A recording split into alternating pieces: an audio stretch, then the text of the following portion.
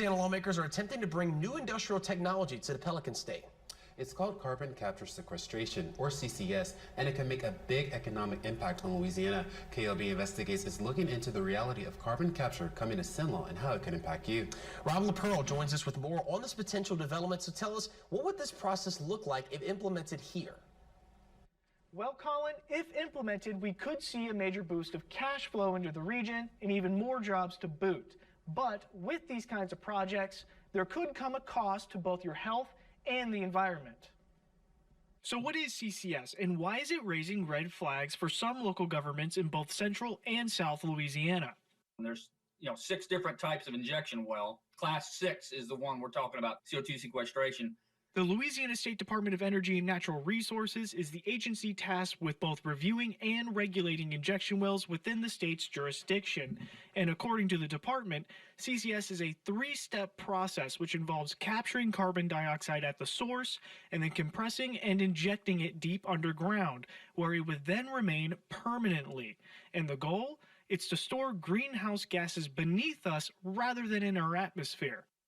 Now, I don't know about you, but that does sound pretty easy, and it's all for a good cause as well, right?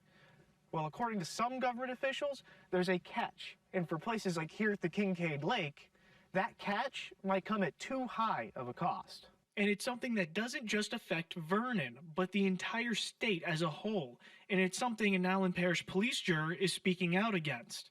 I feel like that they have missed the opportunity to come to the parishes and explain themselves and what this new technology is and how they believe they can do it safely.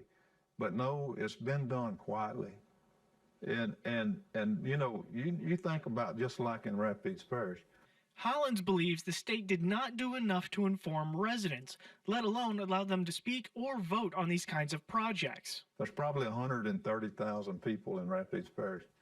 How many of those people actually know that they fixing to ship CO2, pipeline CO2 from that Cypress project in Vinton, Louisiana, and ship it under the water aquifers of the people in Rapides Parish? I feel like probably 90% of the people don't realize that this is new technology that's already proven to have problems.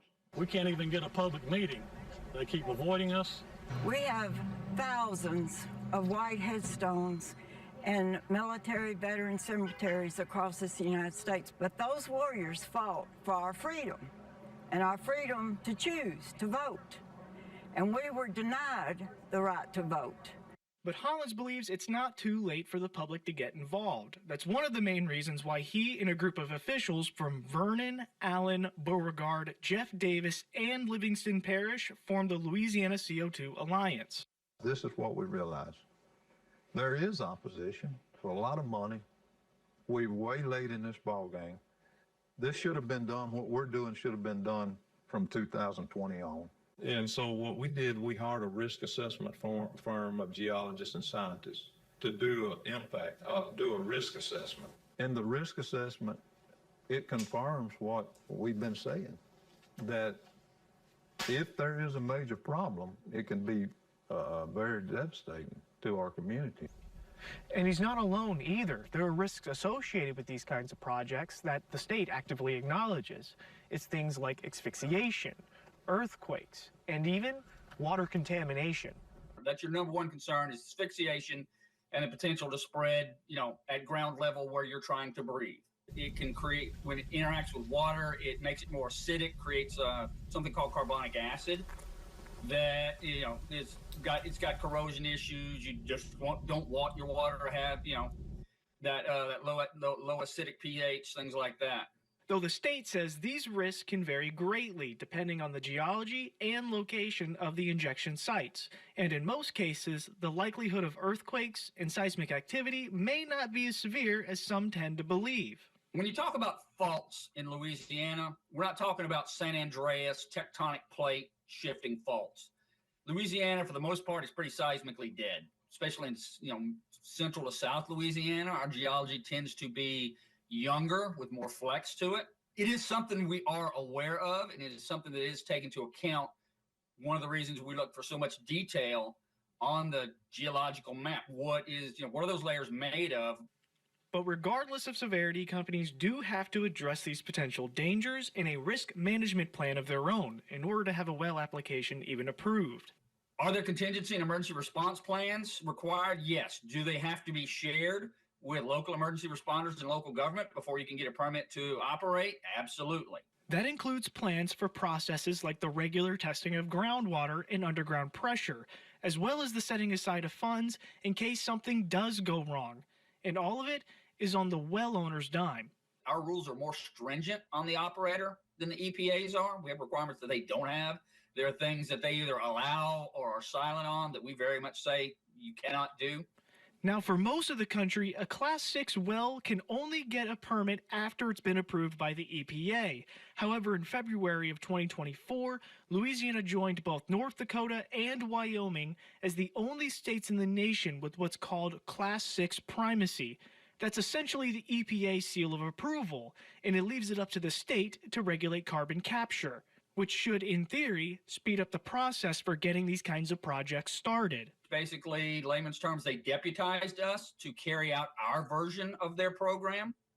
You know, they still can check up on us. And while it may seem like costly restrictions, companies can still make a profit thanks to a legislative package signed by President Joe Biden in 2022, known as the Inflation Reduction Act.